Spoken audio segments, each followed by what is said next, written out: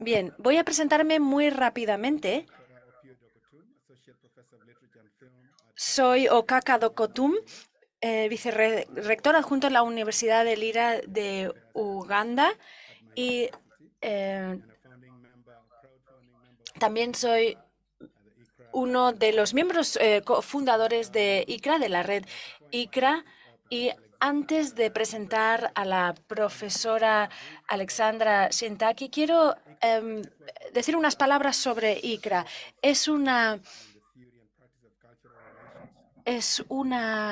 red que aúna especialistas en la teoría de relaciones culturales. Hablamos de qué formas podemos trabajar de forma internacional, como arte, educación, sociedad civil, para construir confianza y comprensión, para promover la colaboración y sostener los diálogos entre las personas y las culturas.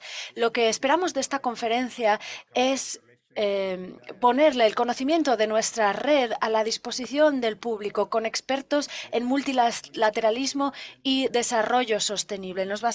Vamos a analizar la agenda de las Naciones Unidas para el 2030. Vamos a analizar las relaciones culturales y a lo largo de la conferencia trataremos de entender mejor cómo las relaciones culturales pueden apoyar mejor a organizaciones internacionales multilaterales.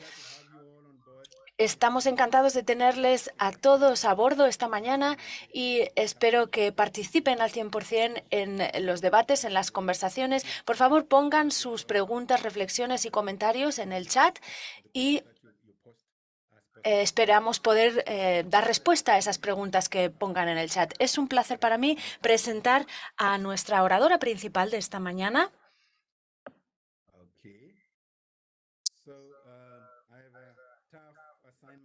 Me ha tocado una tarea difícil, es la de presentar a esta eminente oradora, Alexandra Shantaki, que es directora de investigación en la Escuela de Derecho de Brunel, en Londres, y es profesora de Derechos Humanos y es una experta en derechos indígenas y ley internacional.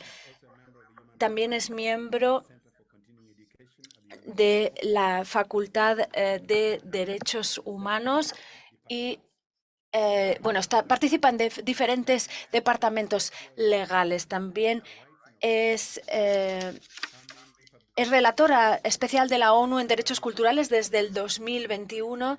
También trabaja por los derechos o sobre los derechos culturales de minorías, de comunidades indígenas y también se centra en aspectos multilaterales en leyes sobre derechos culturales. Tiene numerosas publicaciones. Hay una monografía destacada sobre derechos indígenas y cultura y territorio. Es una fuente de referencia en este tema. También ha escrito diversos documentos sobre los derechos culturales de las comunidades indígenas y también sobre gobernanza internacional. Eh, el trabajo de Alexandra Santaki se ve reflejado en numerosos documentos de las Naciones Unidas. Y nuestra oradora principal es una autora prolífica y oradora elocuente. Es una es abogada por los derechos culturales y cree que la justicia cultural no es posible sin descolonizar los espacios culturales. Así que ahora les damos la bienvenida a nuestra oradora principal, Alexandra Chantaki. Adelante, Alexandra. ¡Wow! ¡Qué presentación tan maravillosa! Eh, la, la he grabado y la voy a escuchar cuando esté a punto de empezar alguna reunión y esté nerviosa, me la voy a poner para escucharla con calma. Es un gran placer estar aquí hoy, es un honor dirigirme a ustedes dentro del marco de esta conferencia. Hoy me gustaría hablar sobre el desarrollo sostenible y los derechos culturales y cómo las organizaciones internacionales, bueno, también dentro del marco de las organizaciones internacionales. Y y también porque yo he decidido dirigirme a las Naciones Unidas, a la Asamblea General de las Naciones Unidas sobre este tema, porque es para mí importante. Después de mi presentación tendremos una sesión de preguntas y respuestas. Sí, así lo haremos. Tenemos hasta las 10:50 para su presentación y después, desde las 10:50 hasta las 10:55, haremos un cierre de su presentación y después de eso, desde las 10:56 hasta las 11:28, tendremos una discusión abierta. Sí. Y a las 11:28 terminaremos y pasaremos a la siguiente sesión. O sea que tiene 45 minutos. Gracias. Desde hace algún tiempo, en los últimos años, el desarrollo sostenible se ha convertido en una palabra recurrente en los pasillos de las Naciones Unidas. Y se habla mucho del desarrollo sostenible. La Secretaría General de la ONU ha elaborado un informe, el Alto Comisionado de Derechos Humanos también, y se ha hablado mucho de muchos aspectos del desarrollo sostenible.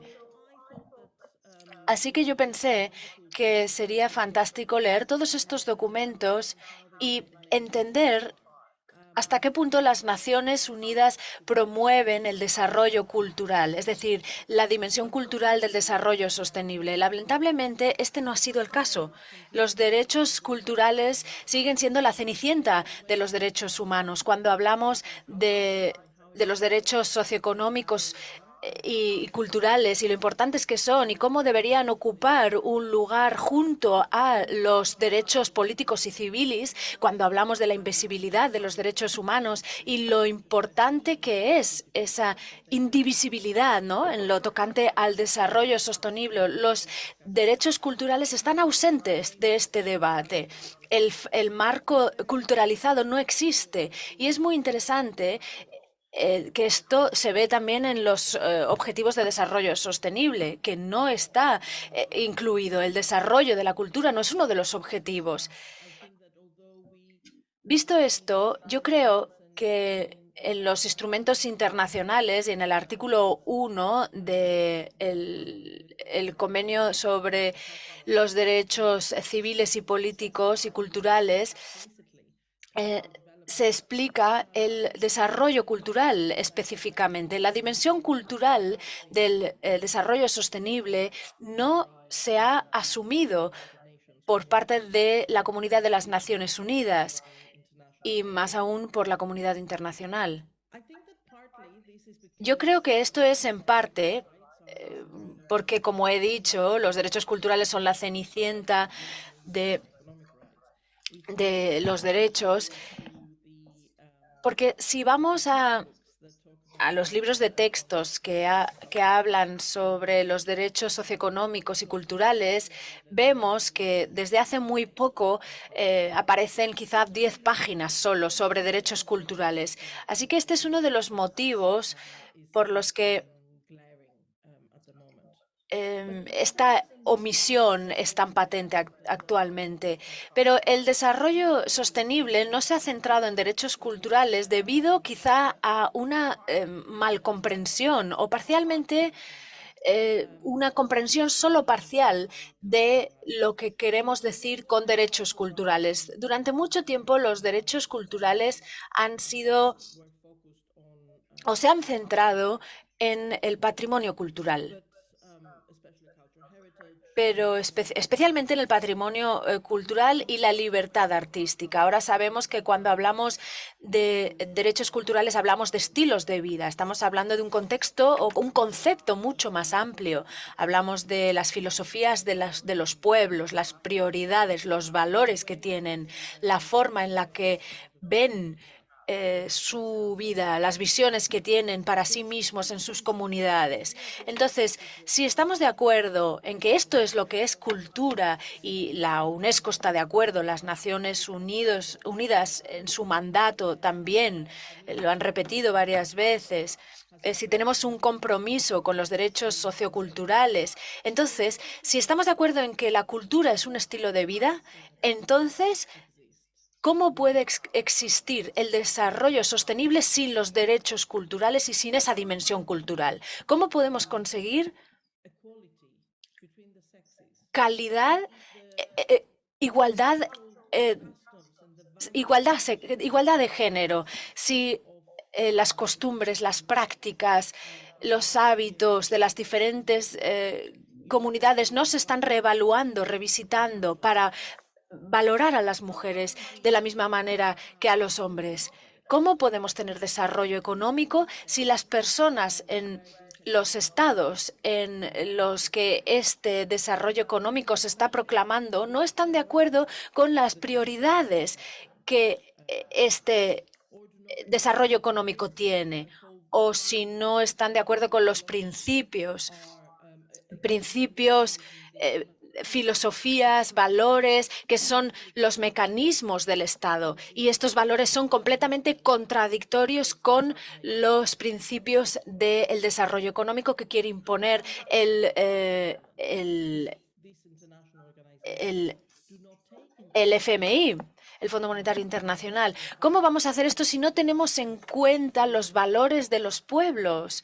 Si no estamos impulsando la participación real y activa de las personas afectadas, de las personas cuyo desarrollo queremos conseguir. ¿Y cómo podemos hablar de no dejar a nadie atrás si los pueblos indígenas están siendo reubicados, están perdiendo sus sustentos y sus recursos naturales en esta forma de entender, esta forma parcial de entender o elíptica del desarrollo sostenible? Para mí era muy obvio, rotundamente obvio, que no podemos hablar de desarrollo sostenible si no incluimos esa dimensión cultural. Y la verdad, esto para mí era obvio gracias a las perspectivas de la sociedad civil. Ha habido un movimiento creciente entre la academia, eh, el personal académico y especialmente en la sociedad civil que trabaja con las autoridades locales y en general la sociedad civil como tal, que están pidiendo la inclusión de la dimensión cultural en la agenda post-2030 y están diciendo que la cultura tiene que ser un objetivo independiente, autónomo. La promoción de la cultura en sí misma tiene que ser un objetivo independiente, porque los objetivos de desarrollo sostenible se centran en el desarrollo económico y entonces resulta bastante hipócrita decir que no creemos que el desarrollo sostenible ya no sea desarrollo económico y que debería ser más inclusivo. Si realmente creemos que el desarrollo sostenible tiene que ser más inclusivo, tenemos que incluir elementos como el cultural. Los objetivos que tenemos, las metas que tenemos, tienen que centrarse en cómo mejorar, cómo promover y cómo desarrollar los valores de los pueblos afectados. ¿Y cómo vamos a hacer esto si no es permitiendo a las personas que revisiten sus propios valores, haciendo un intercambio de su forma de entender las cosas? Así que, en general, mi trabajo sobre desarrollo sostenible viene de aquí. El año pasado envié a la Asamblea General de las Naciones Unidas mi primer reporte, mi primer informe sobre derechos culturales y sostenibles. Y, y en este informe planteaba que el desarrollo solo puede ser sostenible. El desarrollo solo puede ser sostenible si está determinado por y tiene imbuidos los valores de las personas a quien afecta. Y solo puede ser sostenible si aborda las desigualdades y acaba con los estereotipos. Solo puede ser sostenible si permite a las personas promover sus aspiraciones y proteger sus recursos e incorporar su patrimonio en todas estas dimensiones, ya sean patrimonios naturales, físicos e intangibles. Y este tiene que ser el marco y va a ser la garantía de éxito de cualquier agenda de desarrollo. Muchas veces dentro de la Asamblea General escucharon con atención y estaban de acuerdo conmigo, pero es difícil ver que se ha emprendido la acción. En septiembre del 2022 se celebró la conferencia Mondiacult, organizada por la UNESCO para las políticas o sobre políticas culturales. Y estoy segura de que son conscientes de que había delegados de 150 estados, representantes de cultura, reunidos allí en México.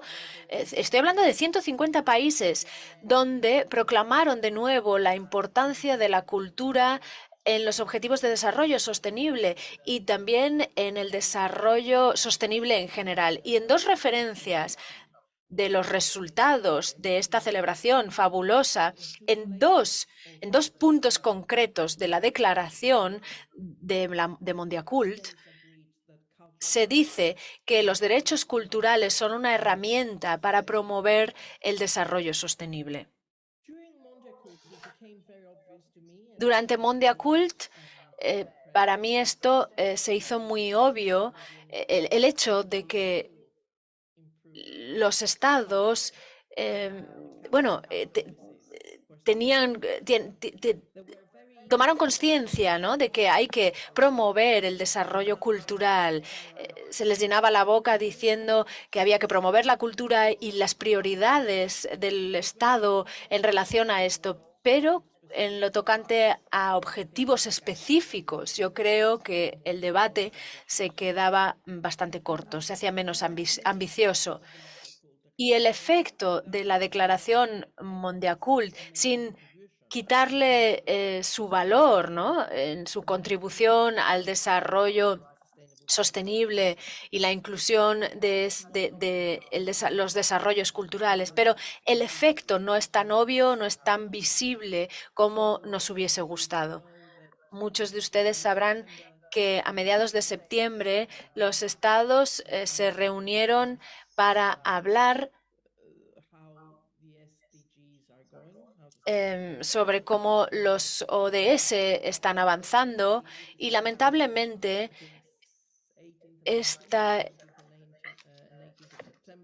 esta conversación fue alrededor del 17 al 19 de septiembre y la conclusión de esta conferencia fue que no estamos donde deberíamos estar en referencia a los objetivos de desarrollo sostenible y que necesitamos un compromiso más fuerte para impulsar los objetivos de desarrollo sostenible. Y a mí la verdad es que me llamó mucho la atención la ausencia de la cultura y los derechos culturales en esta conferencia. También me llamó la atención la justificación que se me dio, y es que esta reunión giraba en torno a los recursos en lo que tocaba a los derechos sostenibles. Y lo que me sorprendió aún más fue que en las reuniones previas, no solo yo, muchas personas estaban hablando de la dimensión cultural del desarrollo sostenible. Y también me sorprendió muchísimo, me impactó mucho leer algunos de los informes voluntarios que se elaboraron. Había alrededor de 14 que decían que estos informes que los estados habían elaborado para informar a las Naciones Unidas cuál había sido su avance en los desarrollos, en la consecución de los objetivos de desarrollo sostenibles y en ninguno de estos informes se mencionaba la cultura, cómo se había promovido la cultura o cómo los valores de sus comunidades se incluían en el desarrollo económico que promovían o cómo la cohesión social conectaba o ocurría en espacios públicos, permitiendo a la gente participar. Porque había toda una serie un abanico enorme de conclusiones, pero lo que me llamó a mí la atención es que 40 países que participaron en esta conferencia, 40 países que se preocupan por el desarrollo sostenible, no tenían nada que decir sobre la cultura y los derechos culturales. Hay que ver cómo partimos de aquí hacia adelante y las ODS, cómo van a ser materializados. Si la situación continúa, si la cultura y los derechos culturales definidos como formas de vivir, de prioridades, de visiones, de filosofía y prácticas, si repetidamente y continuamente se hacen a un lado.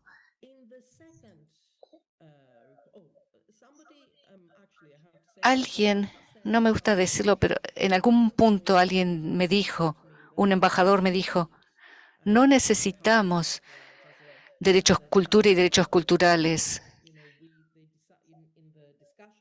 en los debates de desarrollo sostenible de los objetivos. Si vemos que la cultura es transversal, o sea, alimenta a todos los ODS, o sea, no necesitamos la cultura como un objetivo mismo, sino que está en todo. Y dio un ejemplo interesante de discriminación.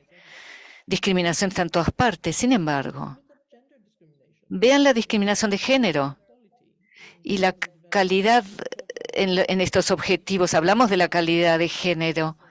Es un objetivo estándar y al mismo tiempo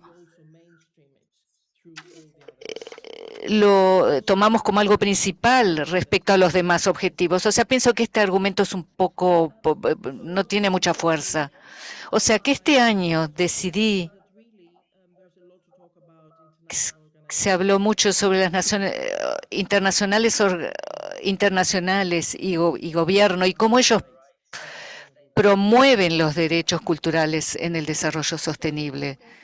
Y nosotros nos enfocamos, mi equipo y yo, en una cantidad de organizaciones internacionales y pedimos ayuda de ellas y debatimos, no para ser críticos, sino para ser constructivos. Y pienso que el informe fue debatido hace una semana más o menos, antes de la Asamblea General, tercer comité de las Naciones Unidas, y lo pueden encontrar online. Y en este informe yo repetí que lamentablemente los derechos culturales están faltantes totalmente en las políticas de desarrollo sostenible cuando se trata de determinadas organizaciones. Las cosas no están tan mal. UNESCO, por ejemplo, UNESCO está haciendo un montón de trabajo en lo que se refiere a los derechos culturales y desarrollo sostenible. Vemos Mondiacult, pero también vemos una cantidad de proyectos específicos que tiene UNESCO sobre promoviendo los derechos culturales y las culturas y el desarrollo sostenible. Y aquí voy a hacer una pequeña pausa para explicarles. Mi mandato, mi rol es de una experta independiente de las Naciones Unidas, pero 95 de esos mandatos otorgados por el mandato, 44 temas y los demás de estados específicos, por ejemplo, Rusia, ustedes como pueden imaginar, sobre territorio ocupado de Palestina, tenemos lo de Siria, etcétera. Y también tenemos temas automáticos como antiterrorismo y medidas para prevenir el terrorismo, tortura, derecho a la vida, derecho a la educación, etcétera. Nosotros somos expertos independientes, lo que significa que podemos tener nuestras opiniones, a pesar de haber sido elegidos, nombrados por el Consejo de Derechos Humanos por este puesto. Este puesto es de 3 años, renovable otros 3 años más. Mi mandato comenzó en el 2009 y tengo mucha suerte de tener antecesores. Por ejemplo, uno de Pakistán, el otro relator especial de Algeria. Yo soy el tercer relator especial. Ya he completado 2 años y tengo otros 4 años. Y si se me lo permiten, este rol, son roles no pagos, o sea que nosotros nos ocupamos de los gastos y coincide con nuestros trabajos.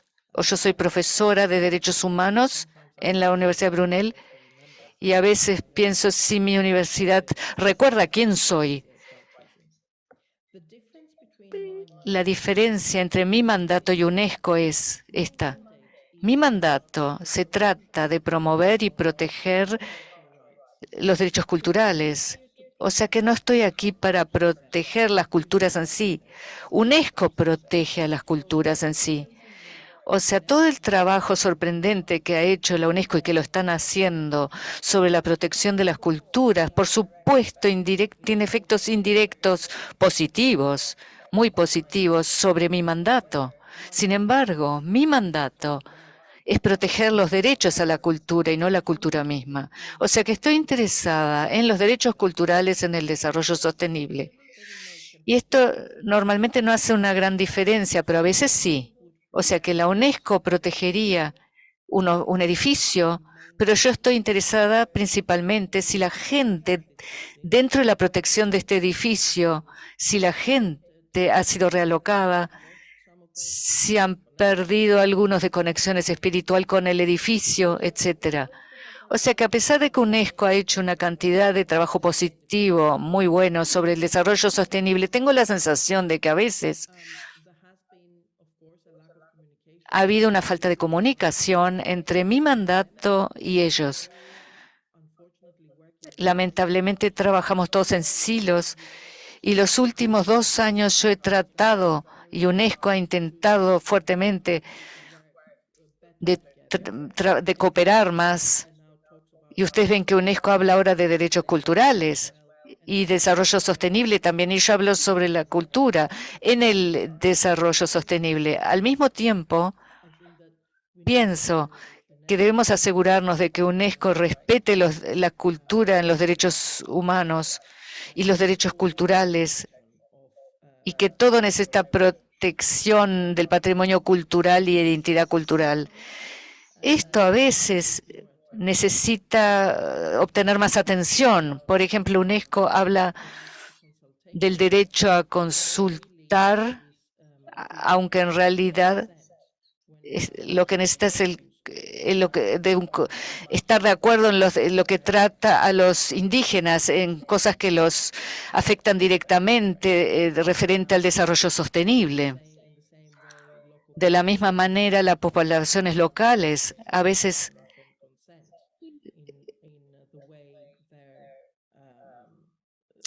tienen problemas en lo que se refiere a las formas en que sus culturas seguirán adelante y si serán afectados o no. Hemos visto, por ejemplo, esto en Tanzania, donde UNESCO ha intentado proteger patrimonio cultural, pero lamentablemente en los intentos de proteger el patrimonio cultural y los derechos culturales han sido violados los derechos culturales. Yo en mi informe digo que a veces el sistema de la UNESCO, que está muy enfocado a los estados, más en los estados que el sistema de las Naciones Unidas, es desilusionante, porque los estados, el UNESCO no tiene un monitoreo muy claro, procesos de monitoreo claros sobre la implementación del desarrollo sostenible, de las iniciativas de desarrollo sostenible.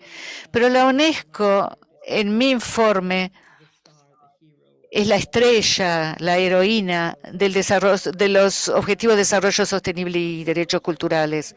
Yo también en mi informe observé las Naciones Unidas mismas y también dije que lamentablemente las Naciones Unidas, como les he explicado desde el principio, no todas las partes de las Naciones Unidas han comprendido la importancia de la dimensión cultural del desarrollo sostenible. En 2021, el secretario general de tratar de reformar el sistema de las Naciones Unidas era tratar de mejorarlo, adecuarlo a las circunstancias actuales. El secretario general reconoció que a veces un enfoque de un lado al desarrollo sostenible no podían apreciar la diversidad de determinados países en lo que se llama al nivel de ingresos, vulnerabilidad de historia, cultura, etcétera. O sea, este es el informe del secretario general número 75, etcétera. El secretario general en otro informe que hizo hace poco reconoce la importancia de la cultura en el desarrollo sostenible, pero también el hecho de que se ha hecho a un lado. También es importante ir más allá de ello. El alto comisionario de las Naciones Unidas también ha aceptado que la cultura y los derechos culturales han sido dejados a un lado, y que hay que ir más allá de eso. Y yo les dije cómo hemos dado un paso hacia adelante, 2 pasos hacia atrás, y ahora hemos tenido un gran encuentro sobre desarrollo sostenible y cultura. En las discusiones en las Naciones Unidas, los derechos culturales están ausentes.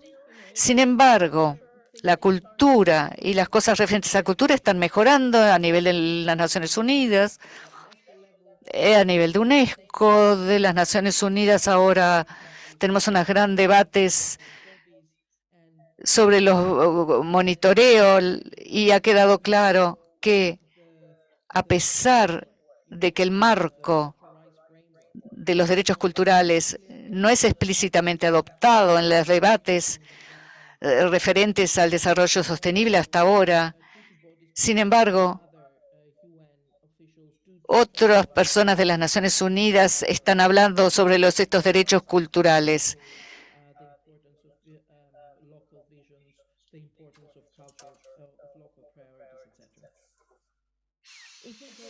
Sí, vamos hacia las organizaciones de propiedad intelectual, la situación es diferente. Yo debo recordarles que el mandato de que todos los países pueden utilizar derechos intelectuales para el desarrollo, aunque su trabajo está muy unido a los derechos y protegiendo los derechos de los inventores y preservar el patrimonio cultural, promover la diversidad cultural y respetando los derechos culturales. Lamentablemente, el trabajo de WIPO no ha sido enmarcado en el desarrollo sostenible, no ha sido enmarcado con los derechos culturales.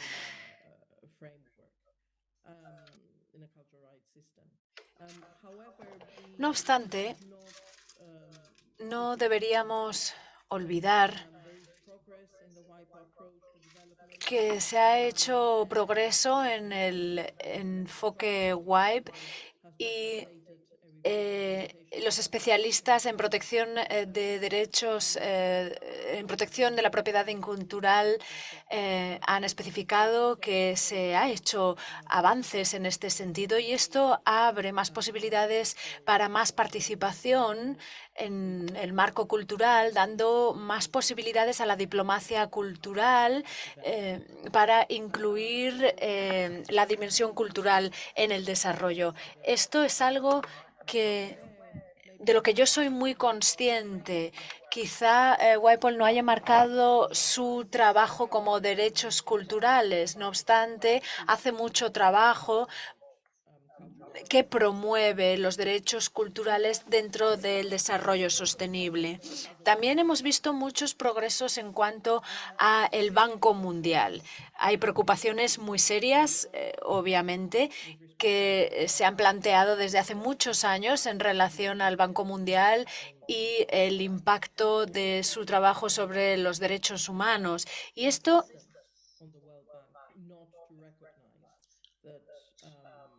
Y esto viene por la insistencia del Banco Mundial de no reconocer que los derechos humanos, o sea, el marco de los derechos humanos tiene que estar ahí y que tiene que ser respetado. Y nos ha sorprendido mucho positivamente que el Banco Mundial ha adoptado un nuevo paquete de políticas medioambientales y sociales llamado el Marco Medioambiental y Social, que entró en vigor en el 2018. Este marco político ha sido un momento clave para el Banco Mundial, ha sido un hito. Primero, porque, aleluya, por primera vez dijeron que la realización de los derechos humanos expresada en la Declaración Universal de los Derechos Humanos es algo que las actividades del Banco Mundial iba a apoyar. Así que gracias a Dios, por primera vez tenemos el reconocimiento de que el banco tiene que seguir al menos la Declaración Universal de los Derechos Humanos. Esto nos abre una puerta para ir y pedir más reclamos sobre derechos humanos, ¿no? Y, o sea, para que se incluyan más estándares en el trabajo de los más estándares de derechos humanos en el Banco Mundial. Esto quiere decir que la Carta de Derechos Humanos es vinculante para todos, para muchos países y nos da una oportunidad, este marco de políticas nuevo, nos da la oportunidad de hablar con ellos sobre la coherencia de su trabajo en relación a los estándares de derechos humanos, incluso si no quieren hacer referencia directamente al término derechos humanos. Al fin y al cabo, hacemos referencia a lo mismo. Esos estándares medioambientales y sociales están relacionados con los derechos culturales en cierta manera y van bastante lejos a la hora de protegerlos. Son 10 estándares. El séptimo hace referencia a la preservación de las culturas subsaharianas. Incluye la dimensión cultural de desarrollo de este estándar. Este estándar dice específicamente que el proceso de desarrollo tiene que tener respeto absoluto de la dignidad y los derechos humanos, incluyendo dignidad, cultura y sustentos que se basan en los recursos naturales de estas comunidades. Y es algo extraordinario que el Banco Mundial, que es una organización que llevamos criticando ferozmente durante años, que ahora tenga estándares que de verdad estén en sincronía con derechos humanos y derechos culturales, mucho más que otras organizaciones de las que se esperaría que lo hicieran, que han sido siempre mucho más positivos en relación a los derechos humanos. Esta organización habla específicamente del consentimiento de los pueblos indígenas cuando el proyecto tenga un impacto significante en su patrimonio espiritual o cultural. Y también la asistencia estandarizada reconoce el patrimonio cultural y cómo los derechos culturales tienen que respetarse, porque dice que es una parte integral de la identidad cultural y prácticas culturales de los pueblos y es un valor importante para el desarrollo. Así que dado el papel del Banco Mundial a la hora de apoyar el desarrollo, esto es un avance fantástico. No obstante, hay que mirar cómo es esto en la práctica, qué pasa sobre el terreno. Y sobre el terreno, habiendo hablado con miembros del Banco Mundial y personas que trabajan en el Banco Mundial, sabemos que el Banco Mundial ha puesto más atención a la hora de contratar no solo economistas, sino también antropólogos, sociólogos, personas expertas en geografía social que se centran en los derechos culturales, las tradiciones de las poblaciones locales. Pero al final están haciendo esto, pero antes de dar el dinero a los estados, no hay evaluaciones del impacto sobre los derechos humanos, evaluaciones que incluyan estándares de derechos humanos. Y estas evaluaciones de impacto no incluyen el nivel de los derechos culturales. No hay un monitoreo en este sentido. A pesar de que esas proclamaciones que hace el banco son importantes, no hay un monitoreo real sobre si la sobre si la dimensión cultural se está implementando en el desarrollo sostenible. Es más, aún tenemos algunas quejas en el Banco Mundial, bastante recientes, que hablan de violaciones de derechos culturales. Lo bueno en el Banco Mundial es que hace poco el banco ha creado un mecanismo de apelación, un mecanismo de compensación, eh, donde las personas afectadas pueden ir y pedir eh, remedio cuando sus derechos culturales se ven violados en procesos de desarrollo sostenible. Esto ha ocurrido en varios casos. Tenemos algunos casos que el banco ha reconocido violaciones de derechos culturales. No obstante, el banco ha dicho que lamentablemente los proyectos ya están muy avanzados y que ya no se puede hacer nada, sino más que centrarse en la educación de estas personas y de alguna forma pues implementar algunas medidas de mitigación, pero no se puede revertir el proceso o no se puede remediar el daño o los obstáculos que se han impuesto. Así que, bueno, sobre el papel las cosas pintan bien, pero hay parte del Banco Mundial que está tratando de introducir esta dimensión cultural en el desarrollo sostenible, o al menos están intentando no violar los derechos culturales, pero lamentablemente hay mucho que hacer todavía. Y en lo que respecta al Fondo Monetario Internacional, el FMI, la verdad que no tengo mucho que decir. El FMI no quiere comprometerse. Parece que hay un muro ahí que todavía está muy presente y todavía no se puede penetrar ese muro, y eso es una pena. En conclusión, el desarrollo sostenible todavía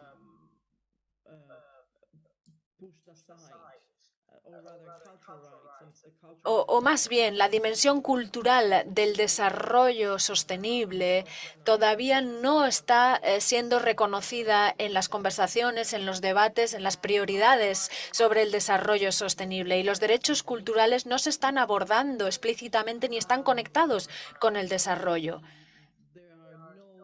No hay derechos, no hay evaluaciones de impacto sobre los derechos culturales que están impulsando algunas organizaciones, y en el mejor de los casos estamos experimentando un enfoque apaciguador, digamos, más que un enfoque consciente, exhaustivo, con un marco de derechos humanos en relación al desarrollo sostenible. Las discusiones sobre el desarrollo sostenible, cuando incluyen el sector cultural, ven que haya un valor añadido económico, es decir, si promovemos artistas, ¿cuánto beneficio nos va a reportar eso? En vez de estar viendo, bueno, revisar ideas existentes o valores, principios, etcétera. Muchas organizaciones siguen fracasando en el respeto de los derechos culturales, y lo único que podemos hacer es impulsar o presionar para que los principios de participación y consulta se hagan valer. Y yo creo que así se puede marcar la diferencia, ¿no? Impulsar la importancia de la participación efectiva que que tiene también que ver con el consentimiento informado y previo. Esto entra dentro de la dimensión cultural de los objetivos de desarrollo sostenible. Si hay alguno en concreto que vaya a ser más visible y también reforzar los mecanismos de rendición de cuentas. Yo creo que solo así se podrá hacer avances. El desarrollo sostenible está en boca de todos en las Naciones Unidas y más allá. Y muchas veces parece que sea un lenguaje acartonado, ¿no? Hay algunas frases específicas que se repiten mecánicamente, pero que no llevan a nada, ¿no? Y les recordamos a los estados que tienen que emprender la acción y que el desarrollo sostenible tiene que tener un enfoque multinivel. Muchas gracias. Muchas gracias, profesora Santaki, por esta presentación tan detallada, tan exhaustiva. Y me ha gustado mucho la forma en la que ha empezado su charla con la frase de los derechos culturales siguen siendo la cenicienta del desarrollo. Y yo creo que en general la cultura es algo que se ha dado por sentado muy a menudo. Cuando hablamos de cultura, hablamos de patrimonio tangible, etcétera. Y nos damos cuenta de que la cultura es una infraestructura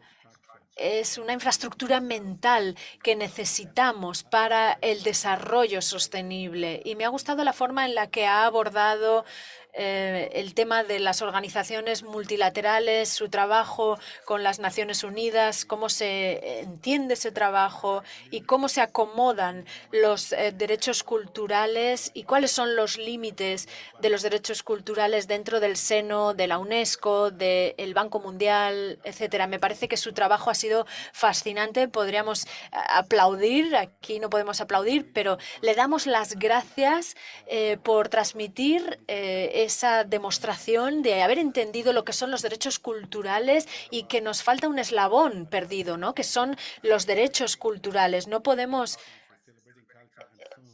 bueno, podemos celebrar la cultura y nuestras diferencias, pero si no respetamos los derechos culturales, no, no vamos a avanzar.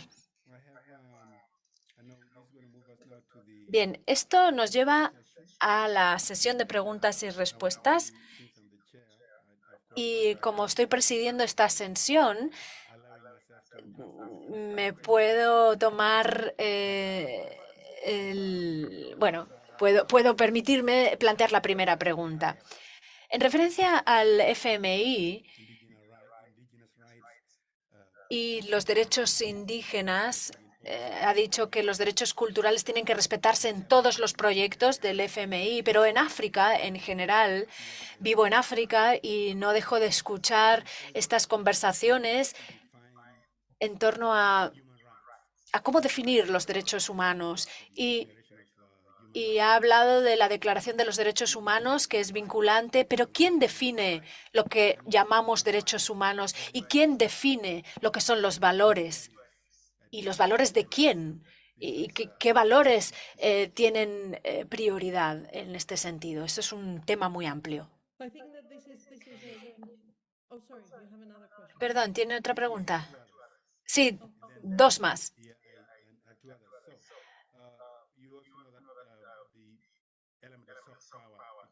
Tenemos el elemento del poder blando, la representación del poder blando y la diplomacia cultural, pero sabemos que la cultura se puede usar como un arma.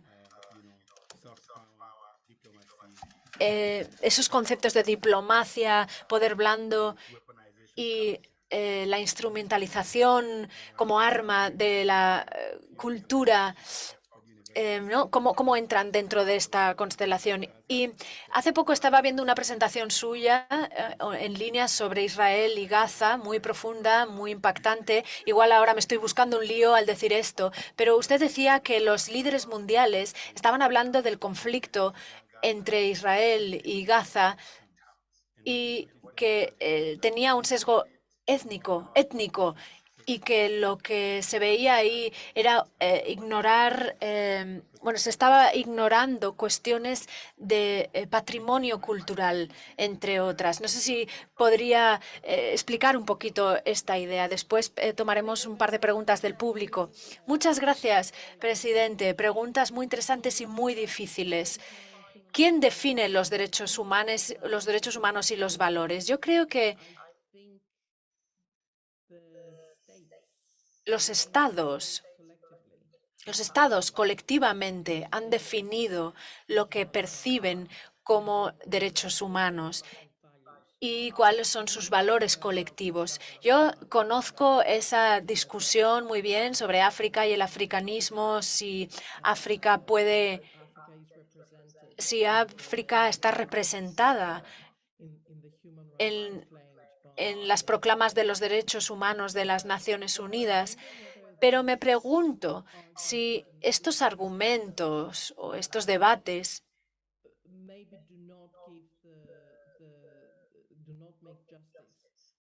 hacen justicia, si estos argumentos hacen justicia o no a la aportación fabulosa que ha hecho África en la evolución de los estándares de los derechos humanos. Cuando hablamos de derechos culturales, África ha sido un continente líder a la hora de definir derechos socioeconómicos para meterlos dentro de ese marco de la justicia, ¿no? El desarrollo en este sentido ha dependido en muchos sentidos de las aportaciones de África. Pero yo creo que tenemos los derechos humanos que han acordado los Estados en la Declaración Universal de Derechos Humanos y en los tratados sobre derechos humanos. Y estos son, bueno, los que nos avalan o con los que estamos vinculados. Y si hacen justicia o no, o si representan ampliamente, esa es otra cuestión, porque depende mucho de las realidades locales y de las circunstancias locales. Yo creo que en general los derechos humanos,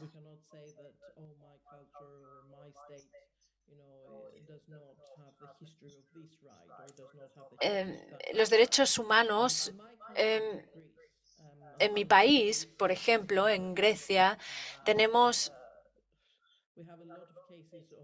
muchos casos de femicidios,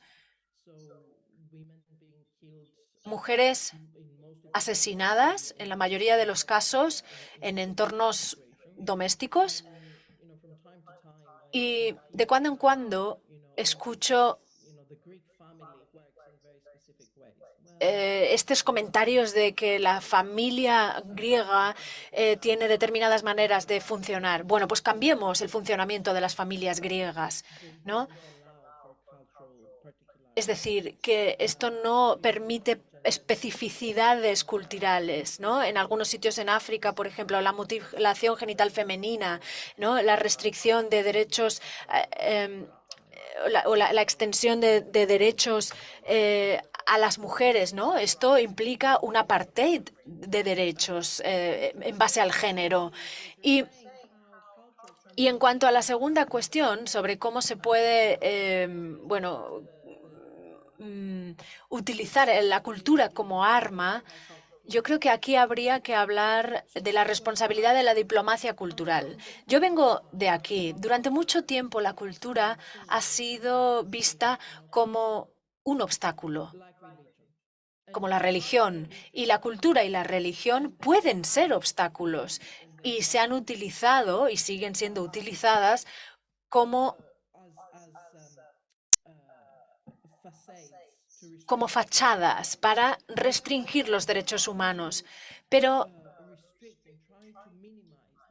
en ese intento de restringir o de minimizar las situaciones, yo creo que nosotros, la comunidad internacional, hemos cometido un error. Hemos alcanzado un momento en el que no estamos teniendo en cuenta los efectos transformadores que tiene la cultura, la importancia y el impacto positivo de la cultura. Y si hablamos, por ejemplo, con mujeres indígenas, yo como una mujer blanca europea, yo voy y les digo, ¿te sientes oprimida? Y me dirán, pero, em, pero me dirán, es tu cultura, te sientes oprimida por tu cultura, ¿no? ¿Por qué no hablamos en los foros internacionales de esto? ¿Cómo las mujeres indígenas se sienten oprimidas? Y ellas me dicen, sí, bueno, de vez en cuando sí me siento oprimida, pero hay que hablar de lo importantes que han sido las culturas para darles fortaleza, darles una, una base nuclear para sus luchas en los derechos humanos. O sea que cuando, desde mi perspectiva como relatora de derechos humanos, como relatora, relatora de derechos culturales para las Naciones Unidas, sí, está claro que la cultura se está usando como arma, pero yo no voy a permitir que Irán, Irak, etcétera, otros países secuestren la cultura, que la conviertan en un arma, porque es un lugar donde yo puedo encontrar mi identidad y que me da fuerza, me reafirma en quién soy, me permite soñar y ligar mi pasado con mi presente y mi futuro y me permite decidir sobre mi futuro. Y Irak y Afganistán no van a secuestrar esto y me lo van a arrebatar. Así que eso es lo que es importante para mí, ¿no? En cuanto a utilizar la cultura como arma. Y en cuanto a Palestina e Israel. Pero bueno, y esto, bueno, obviamente es una pregunta muy difícil y muy larga, pero esto también hace referencia a otras guerras actuales. Si vemos las guerras actuales, vemos que en la mayoría de los casos tienen un núcleo de cultura cultural. Palestina e Israel durante décadas han estado deshumanizándose los unos a los otros. Durante décadas hemos tenido ese lenguaje y esas acciones de deshumanización. Y, y hace 2, 3 semanas veíamos a representantes oficiales hablando de seres humanos como animales. Este lenguaje implica una violación de los derechos culturales y una falta de respeto hacia la identidad cultural. Y esa falta de respeto también se ve en el caso de Rusia y Ucrania, ¿no? El principal motivo por el que Rusia invadió Ucrania era porque decía que no había identidad ucraniana. Vemos ahí de nuevo una violación de los derechos culturales junto con la autodeterminación. Así que este es un aspecto. El segundo es que hemos visto en Mali que el Tribunal Internacional, el Tribunal Penal Internacional, ha hecho explícito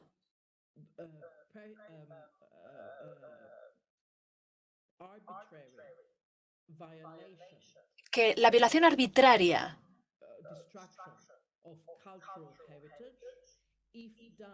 de, de la herencia, del patrimonio cultural a propósito, deliberada, es un delito y va a ser visto como un delito. Y yo creo que esto fue en el 2016 y fue un paso adelante muy importante y lo podemos utilizar para recordar, para recordar recordárselo a las personas en Palestina, en Israel, en Ucrania, en Rusia, que la destrucción del patrimonio cultural tiene consecuencias. Y como comunidad internacional tenemos que centrarnos en esas consecuencias y garantizar que se apliquen los estándares como comunidad internacional, que como comunidad internacional hemos creado o hemos acordado. Muchas gracias por esta respuesta tan elaborada. Y ahora necesito ayuda, Odila, sobre las preguntas, con respecto a las preguntas. Veo una aquí.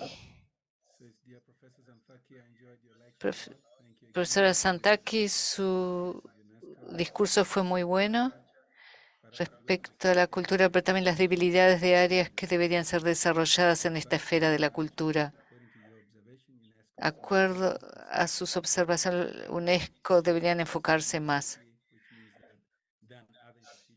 lo que significa que otras instituciones, lo que significa que las dimensiones culturales pueden ser politizadas, utilizadas como armas. Ello impacta las posibilidades de algunos estándares universales. Por favor, ¿puede ampliar este punto? Otro bueno para usted. Pienso que rápido voy a tratar de contestar. ¿Presidente quiere que responda o?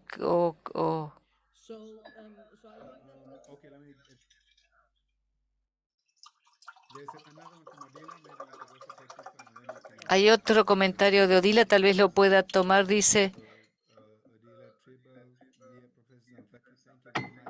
Muchas gracias por esta presentación. ¿Qué piensas son los obstáculos principales para los gobiernos internacionales de no tratar la cultura como forma de vida y que lo enfoquen más? Y para el Fondo Monetario Internacional entendí cuáles son las razones para el FMI no meterse en intervenir en este debate. Pienso que no intervienen porque piensan que dicen que no son una organización de derechos humanos y cierran la puerta, o sea que no están abiertos a las discusiones. No nos comprometimos para nada con el Fondo Monetario Internacional, la puerta está cerrada. Dicen que eso no es su ámbito, o sea que es muy difícil explicar al Fondo Monetario, debatir, empezar un debate con ellos. Es una pena porque el Fondo Monetario en Grecia impuso cierto modelo de desarrollo económico con la crisis griega económica, si ustedes recuerdan, no solo por el Fondo Monetario Internacional, pero en general. Todas estas nuevas medidas llevaron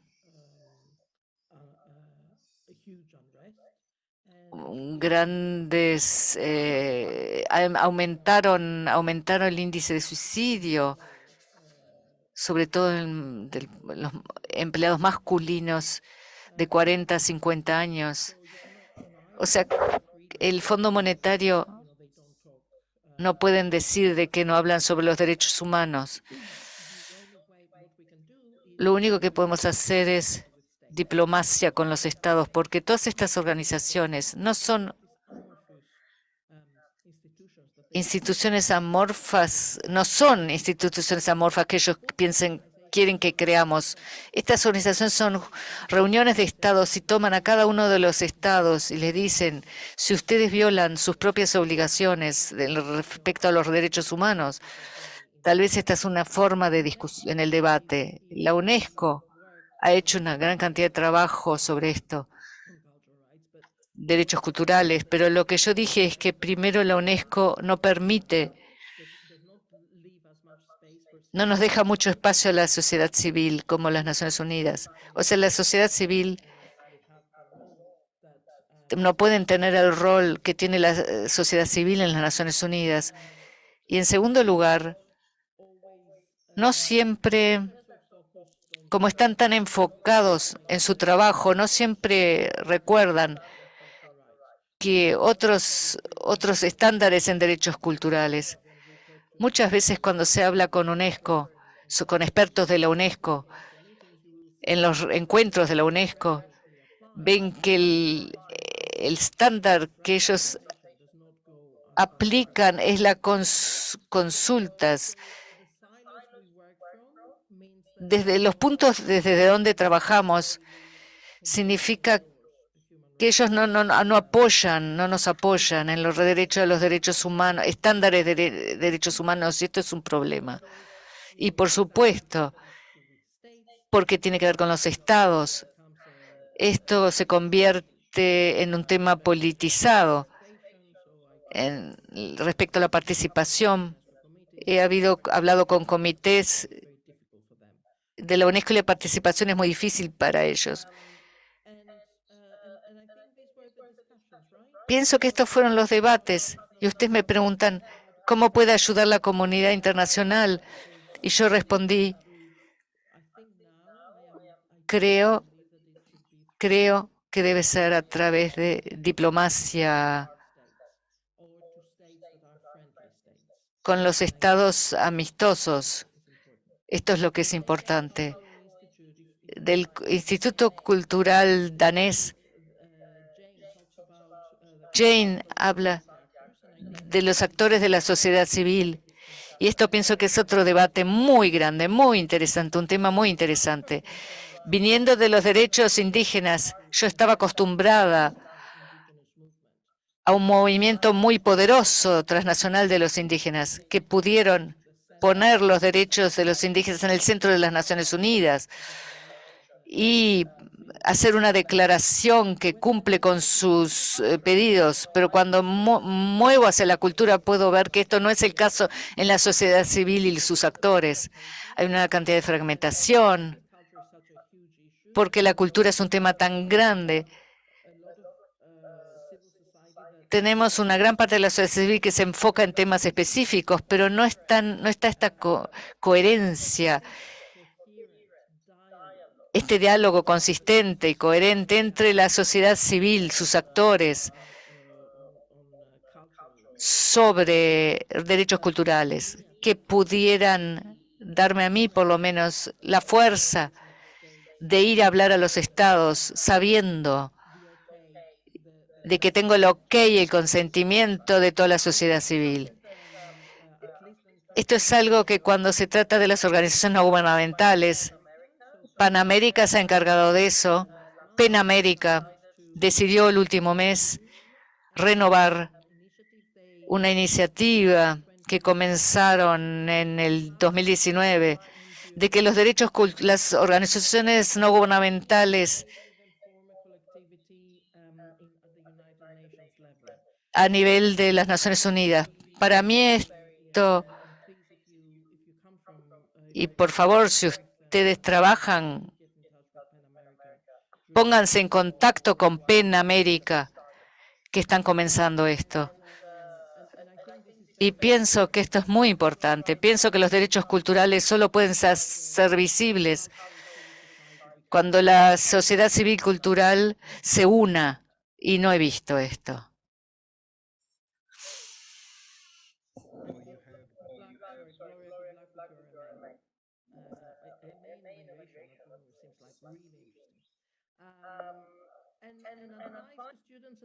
Y recomendar a los estudiantes y a la gente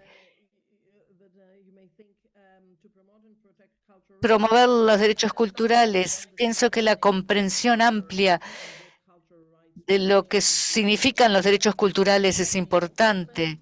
Estar abiertos hacia nuevas ideas, nuevos desarrollos, nuevas comprensiones, nuevo arte,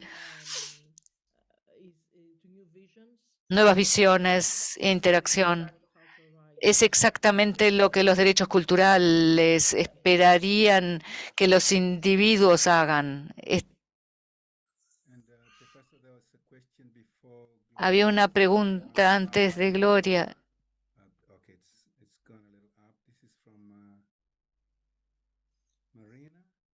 ¿De Marina?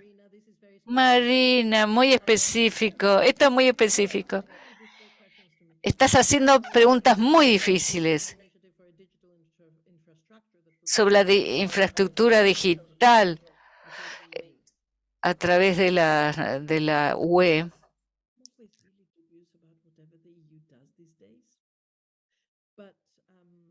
No estoy muy al tanto de lo que están haciendo la Unión Europea, pero creo que no han comprendido lo que es la cultura. Pienso que se están enfocando en el patrimonio cultural, pero tal vez hacen a un lado la identidad cultural. Esta mañana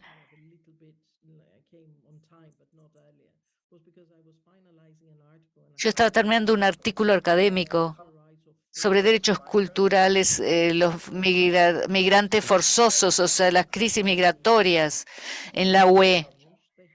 No ha cambiado, no han reconocido las violaciones de derechos culturales y deshumanización de esta gente. El foco en esta gente como peligros a la seguridad nacional, más que como grandes recursos de marcos culturales, ideas y visiones, etcétera. O sea, la Unión Europea crea con la misma nube de patrimonio cultural. Creo que no lo he mirado. Pienso que debería verlo y después hablar sobre digitalización es muy importante. Patrimonio cultural y cloud, la nube es muy importante. Sobre todo el patrimonio de los derechos culturales. Hay iniciativas muy importantes. Me gustaría que hubiera más énfasis en la identidad cultural, no solo el patrimonio, y en la herencia, patrimonio cultural como viviente. Esto es lo que me gustaría ver y que esta nube también incluya el patrimonio viviente también.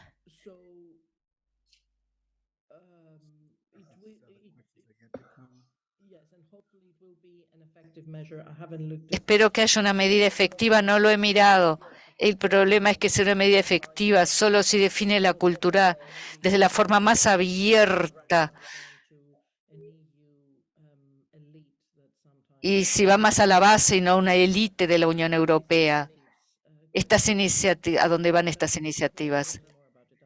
Pero voy a tener que leer más sobre eso. Gracias. Gracias, miembros. Todavía tenemos unos minutos para para el debate. Por favor, sus preguntas son bienvenidas. Por favor, aprovechen. Aprovechen y hagan preguntas mientras esperamos a la próxima pregunta. Profesor Santaki, usted es profesora de leyes y usted me suena como una activista cultural muy fuerte. Yo diría que usted es una evangelista cultural, la llamaría. Soy una evangelista cultural. La semana pasada, cuando estuve en Nueva York, hablé con algunos estados y estaba muy sorprendida de que algunos estados, uno me dijo, del oeste, informalmente, me dijo, ¿por qué usted no trata con los derechos de los LGBT? Porque lo que se oye de los derechos culturales, se habla de la opresión de las mujeres, pero cuando se habla de los derechos de los LGTBI, piensa que son progresistas. Yo le tendría que explicar que la cultura es progresista, está desarrollándose. Los grafitis que vemos, los jóvenes viniendo con palabras que no entendemos. La cultura está cambiando y el concepto de cultura es uno de los conceptos que han estado cambiando. Tenemos que asegurarnos de que cuando hablamos de desarrollo realmente incluyan lo que hace sentido y lo que todos nosotros pensamos, nuestras visiones y nuestras prioridades. No las prioridades del FMI, etcétera, etcétera. Nuestras prioridades, nuestras visiones, nuestras filosofías. Y pienso que este es el desafío más grande que tenemos. El mundo de los niños. Esto es interesante, hay una gran cantidad de trabajo interesante que se está haciendo de momento sobre la juventud, específicamente los defensores de los derechos humanos de los jóvenes. Pienso que los niños durante mucho tiempo han sido vistos como receptores de la cultura.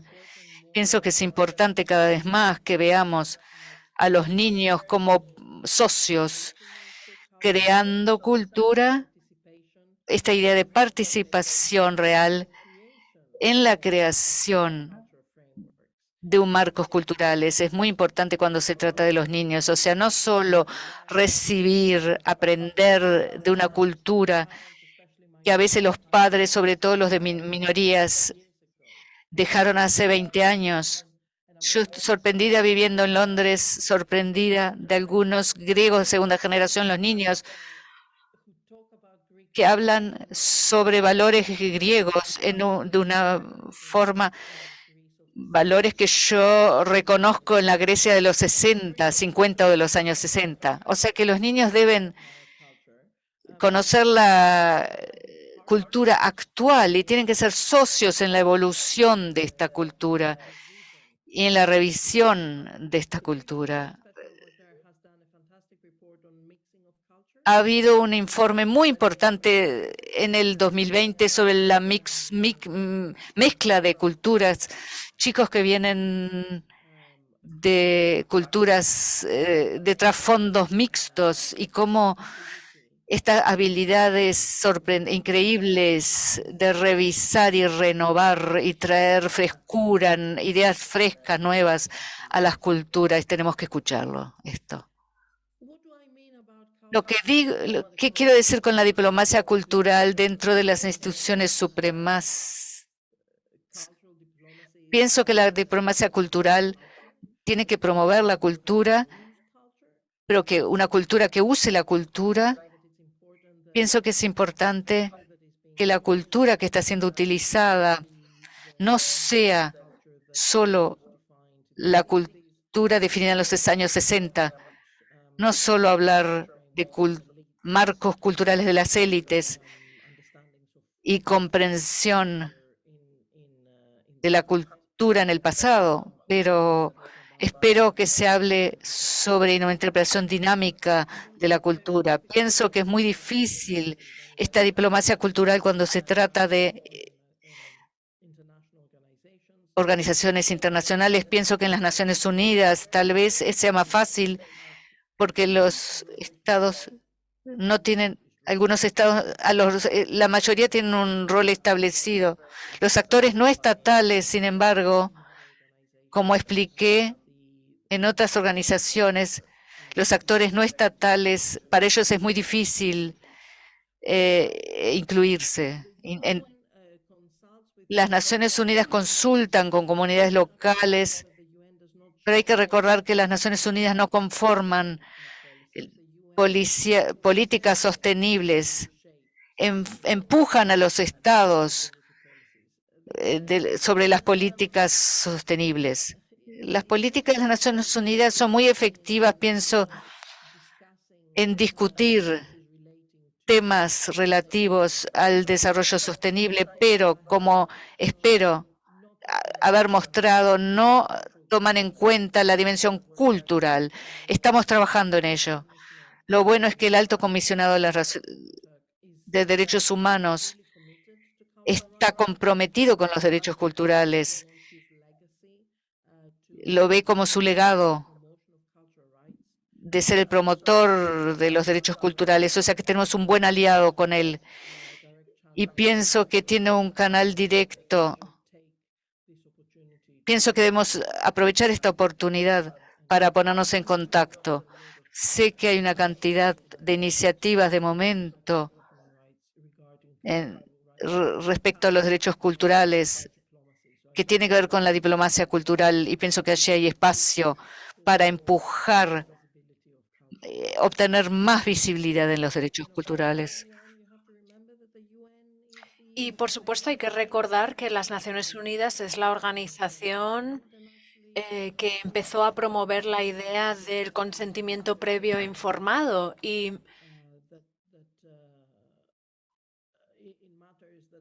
en cuestiones que son fundamentales para los pueblos indígenas, pero también en asuntos que son fundamentales para otras poblaciones. Y hace poco había estuve en un grupo de trabajo sobre el campesinado que también han impulsado el tema del consentimiento previo informado. Hay algunos temas en las Naciones Unidas que requieren de participación efectiva y real, pero no se ha enmarcado dentro de los derechos culturales el tema de la participación, específicamente en cuestión de desarrollo sostenible y cultura. Bueno, espero que todos ustedes, defensores, y defensores activistas, gente que apoya este campo, bueno, esto contribuya a que avancen en su trabajo. Bien, siguiente pregunta leída del chat. No estoy segura. ¿Hace referencia a la relatora especial de las Naciones Unidas? Porque si habla de la relatora especial de las Naciones Unidas para la libertad de religión, es una persona que nos conocemos desde que hacíamos el doctorado en la misma universidad, pero tenemos muy claro que la cultura puede verse como, bueno, incluir cualquier cosa, religión, educación, ¿no? Se puede ver como un amplio paraguas, ¿no? Que incluye muchas cosas. Y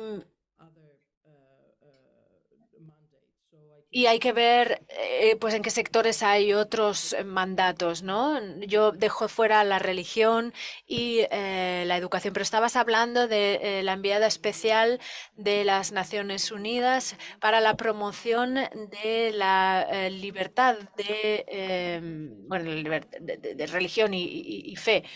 Y se habla, ¿no? De fuera de esto, fuera de las Naciones Unidas, pero ¿qué hay de dentro de las Naciones Unidas? ¿Cómo se habla de las diferentes religiones dentro de la ONU, como el Islam u otras religiones? ¿Qué hay de, bueno, y qué hay de la Unión Europea? ¿Y qué hay de los estándares dentro de los estándares de la Unión Europea, que se centran mucho en los estándares de fuera? Y yo, como relatora especial de las Naciones Unidas, me gustaría centrarme o poner atención a los estándares de dentro de la Unión Europea. Por eso mi primera visita oficial como relatora fue en Alemania. Y para mí eso era muy importante porque yo quería mostrar que los estados europeos occidentales a veces hablan mucho de lo que deberían hacer otros estados, eh, hablando de globalización globalización, derechos humanos, etcétera, pero a veces es necesario ponernos un espejo delante y ver de qué forma podemos mejorar en bueno, nuestros derechos humanos o nuestra carrera en los derechos humanos, ¿no? Hay asuntos importantes relacionados con etnicidad, religión, y esto lo vemos con gente de, bueno, Rusia, Israel, Palestina. Tenemos que trabajar sobre este tema también.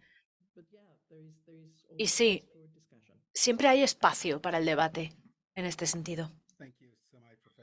Muchas gracias, profesora Santaki.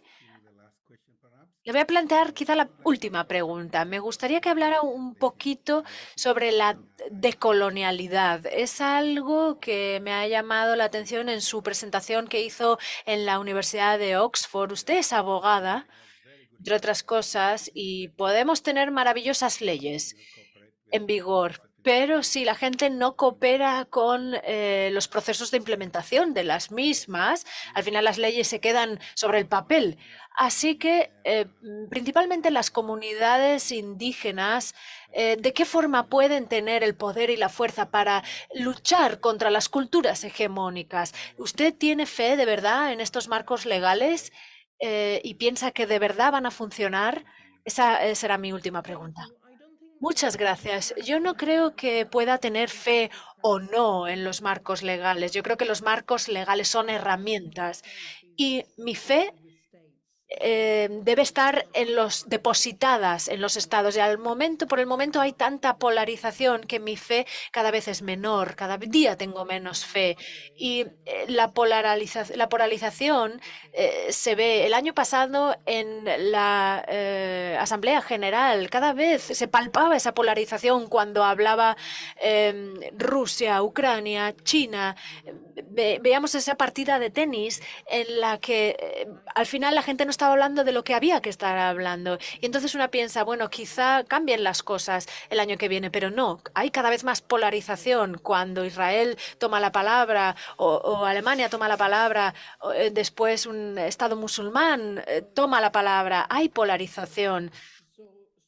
Y o sea, lo que quiero decir es que cada vez hay más polarización y que esto no ayuda a la descolonización y a los debates en torno a la descolonización.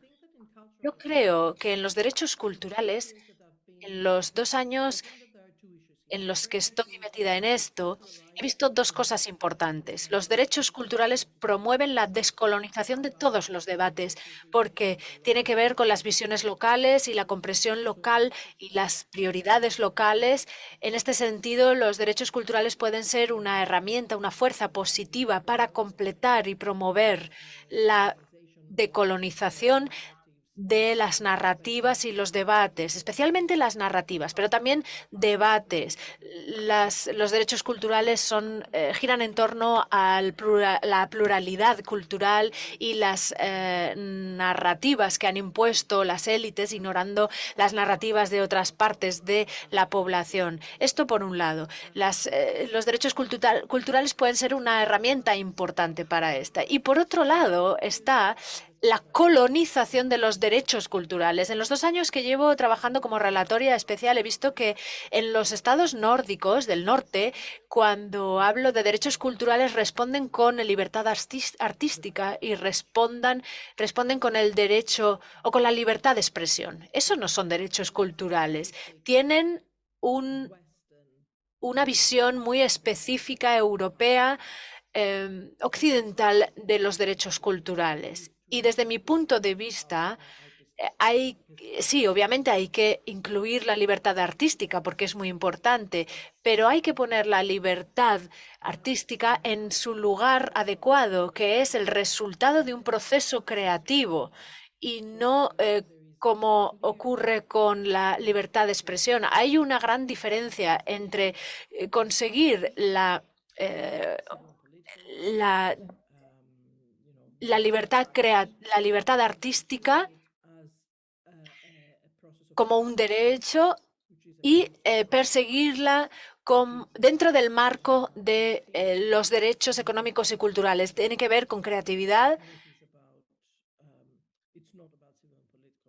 y no solo con derechos sociales y políticos. Los derechos culturales, ya lo he dicho al principio, y aquí voy a mencionar las perspectivas latinoamericanas de lo que son los derechos culturales y cómo funcionan.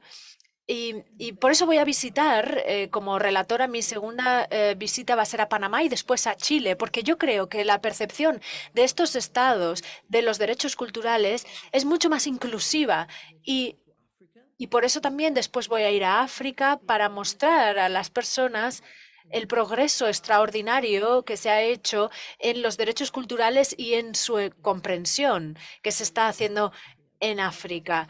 Hay dos aspectos aquí. Por un lado, los derechos culturales son una herramienta y en segundo lugar, también son víctimas, los derechos culturales, de son víctima de otra forma de colonización más sutil, pero todavía muy vigente. Y lo que quiero hacer, para lo que estoy aquí, es garantizar que los estándares internacionales de derechos humanos y legales se cumplan también en pro de esa descolonización. Muchas gracias, Alexandra Santaki, por esa presentación. Y perdón, quiero añadir una cosa más. Como abogada de derechos humanos, no se puede no tener fe. La mayor parte del tiempo vamos a fracasar, pero nos vamos a agarrar a las 2, 3, 4 veces en las que las cosas han evolucionado y han tenido éxito y vamos a seguir repitiendo esos momentos de éxito y recordándolos porque nos dan la fuerza para continuar y para seguir pidiendo ese cambio. Pero ese cambio solo viene cuando cuando tenemos una sociedad social, una sociedad civil activa, trabajando con otros niveles de la sociedad. Y por eso veo tan interesante esta conferencia, porque todo el mundo tiene que contribuir, todo el mundo tiene que ayudar a descolonizar las estructuras y descolonizar las leyes internacionales.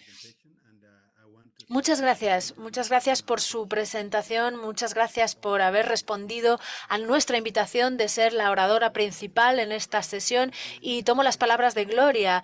Esto nos ha abierto de verdad los ojos y muchas gracias por presentarnos su idea de cultura y presentarnos la anatomía real de la cultura y de los derechos culturales específicamente. Muchísimas gracias y le devuelvo la palabra a Odila.